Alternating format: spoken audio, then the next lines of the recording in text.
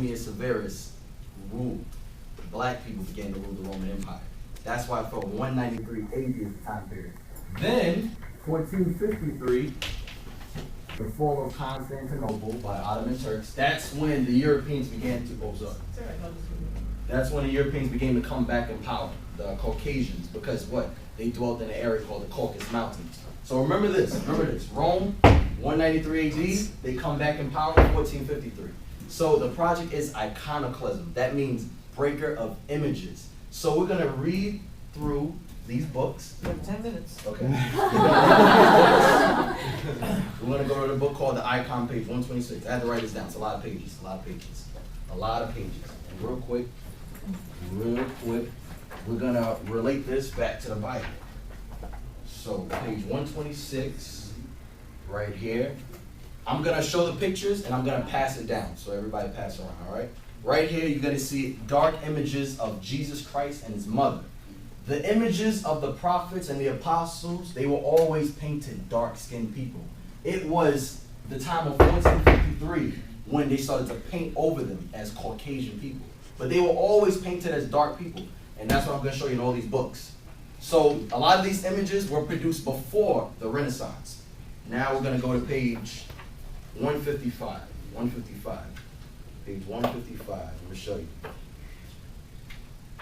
155. Now, I want you to look at this. I'm going to start from right here. Notice right here, you're going to pass it around. Notice right here, you're going to see a dark image. You're going to see a dark image right here. You're going to see he was painted dark. But notice around him, they painted him what? A lighter image. You see it? Yeah. It's dark right there, and around him, you're going to see a light. So pass it around the class so you can see it. Now, the next book, since we got short time, the next book is going to be Art Treasures of Russia. This book right here, you're going to see more images of the prophets, and all of them being painted as dark-skinned men. Because a lot of times in class, in history, we always learn, when we see people like Septimius Severus, Charlemagne, the Anglo-Saxons, we always see them as these were great, famous Caucasian men, when these were really black men that ruled. Rome, the Byzantine Empire, was ruled by black men. So now, go to page 37. Page 37. And on this one, same history and all that.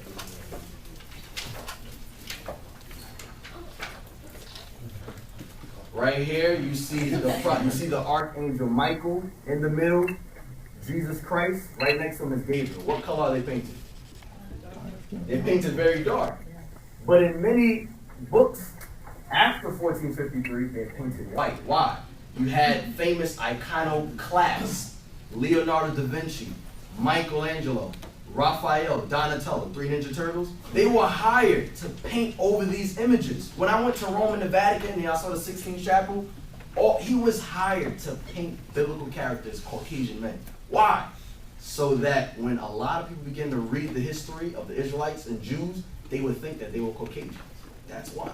That's history. Now, go to page 78. Page 78. Page 78. So pass it around. Oh, right there. This here is a scene from the Bible called the Transfiguration.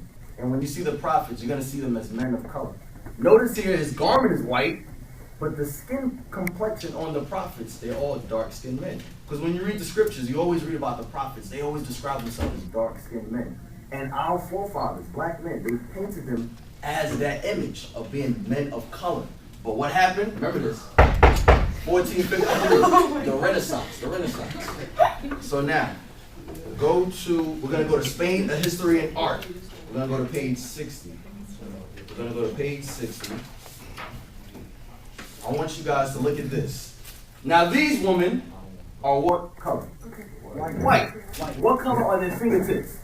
Black. What happened? They got their fingertips dipped in chocolate? No, they weren't dipped in chocolate. They were hired to paint over the images. Why are their fingertips black, but their skin is white? Because they had iconoclasts, 1453, paint over these images. When I went to the Louvre in Paris, a lot of the biblical images throughout the museum, white. Then there was a back room. And when I went inside that room, I seen a lot of dark-skinned images. I seen icons. And I was like, Dad, they got all these images in the back room, But in the open area, when you're walking through, you see all these images, Caucasian men, famous Caucasian men, you would think. But in the back room, smaller area, you see images that, what I'm showing you, dark images, all right? So, wait, where's the book, The Icon? Right when you finish, pass it back up. There's something I want to read. I'm not going to be able to go through every page. Now, I'm going to show you Queen Elizabeth. 5 minutes. No problem. Queen Elizabeth, I'm going to show you something. Page 77. I'm going to show you right here. Right here is Henry VIII. Right there. Okay, good. Thank you. Go to the page where it says the icons of Constantinople. Right here is King Henry VIII. King Henry VIII, if you type it on Wikipedia, you're going to see a Caucasian man.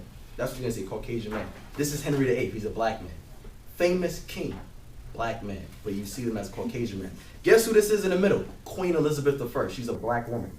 This is Queen Elizabeth I. What happened? 1453. Whitewashed all images. That's what happened. They whitewashed history. So pass that around. Pass that around. So now we're gonna read. No, just right here in the beginning. I'm sorry. Right here in the beginning. Almost finished. Almost finished. Read this part where it says, "It may seem daring." Right here. Wait, no. Start from iconoclasm. It says iconoclasm. Mm-hmm.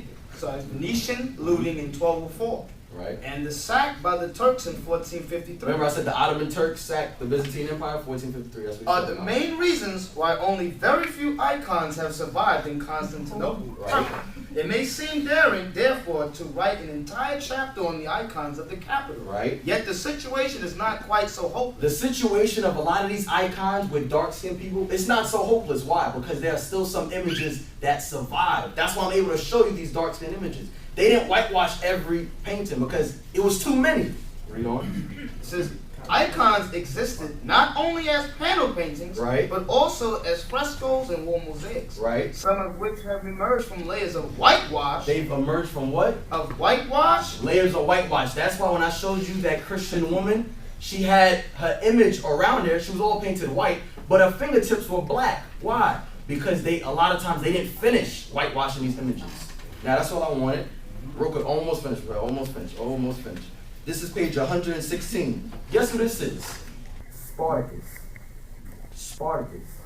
This is found in Tel Aviv, 1954. He's a black man. But why do we always see him as Caucasian men? Whitewashing. That's why.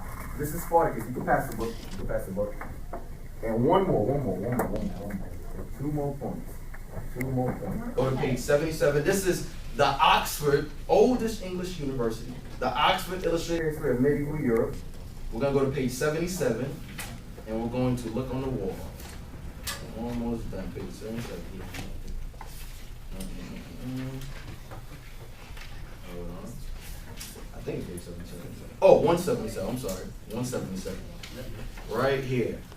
I want you guys to look at this. This is Hosea, Daniel, King David, and Daniel, Hosea, Jonah, and King David. What color are they painted? Brown. Black, right. Brown men. Guess when this was before 1453. This is the remarkable windows at Augsburg Cathedral. So you guys can pass that around. Here you go. Now we're going to read one scripture to show why it happened in history. Okay, thank you. First Maccabees. In the Holy Bible, you have a book called the Apocrypha.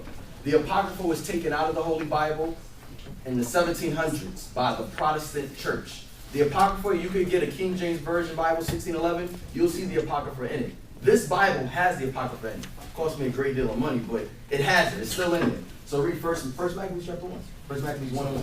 First Maccabees. We're going to read about Alexander the Great, and we're going to read about what the Greeks did when they took the records of the Bible. First Maccabees chapter 1 and verse 1.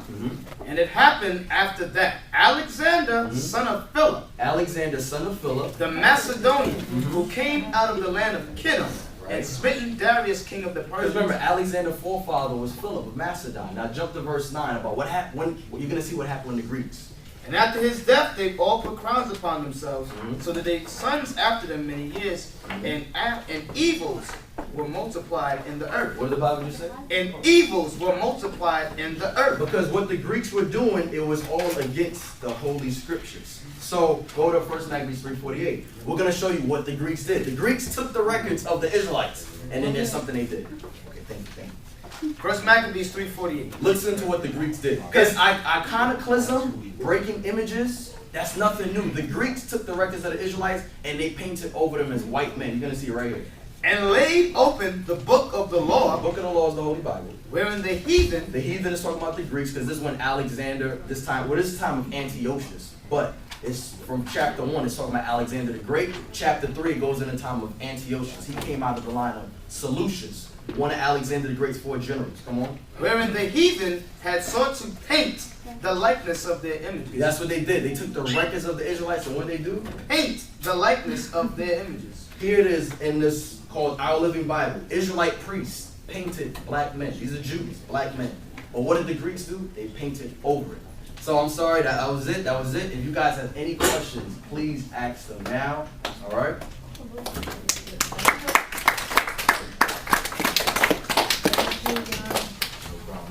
Any questions? Any questions? Any questions? Yes. Was this only in America that they really did this? No. They did this throughout all of Europe. They did this No, but I mean, like. That question's irrelevant. This didn't happen. He's not talking about When I America. say only in America, I mean, like.